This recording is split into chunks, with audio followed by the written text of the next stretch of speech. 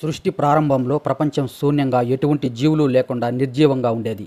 అంతా తమోగుణం, అజ్ఞానంతో నిండి ఉండేది. ఏ దిక్కు, కాలము, ప్రకాశము లేకుండా శూన్యమే కనిపించేది. ఈ సమయంలో మహావిష్ణువు తన యోగ నిద్రలో శ్రీశయనంగా అనంత శేషుడిపై విశ్రాంతి తీసుకుంటూ ఉన్నాడు.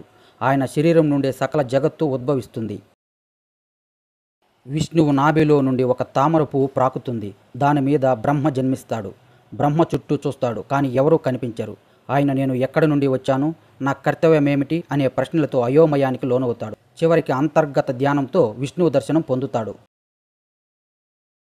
విష్ణువు బ్రహ్మని చూసి అంటాడు, బ్రహ్మ, నీవు ఈ జగత్తును సృష్టించడానికి నన్ను ఆశ్రయించావు. నీవే సృష్టికర్తవు. నేను నీకు శక్తిని ప్రసాదిస్తున్నాను. శ్రేష్టగా నీ పాత్రను నీవు నెరవేర్చు అని అంటాడు. బ్రహ్మ అనంతకాలం తపస్సు చేస్తాడు. తరువాత ఆయనకు జ్ఞానం కలిగి సృష్టి ప్రక్రియ ప్రారంభిస్తాడు.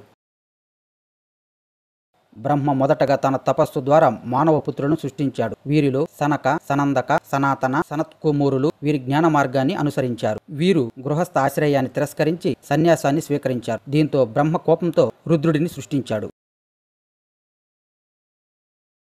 బ్రహ్మ నుదుటి నుంచి రుద్రుడు జన్మించాడు. రుద్రుడిని 11 రూపాలలో సృష్టించాడు. అజ, ఏకప, వీరభద్ర, భవ్య, శర్వ, కపాలి, భీమ, పశుపతి, ఈశాన, మహదేవ.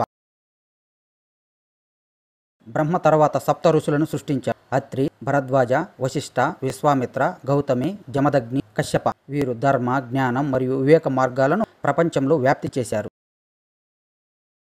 బ్రహ్మ వివిధ గుణాల ఆధారంగా దేవతలు, గంధర్వులు, అసురులు, రాక్షసులు, పక్షులు, జంతువులు, మానవులు మొదలైన సకల జీవరాశులను సృష్టించాడు.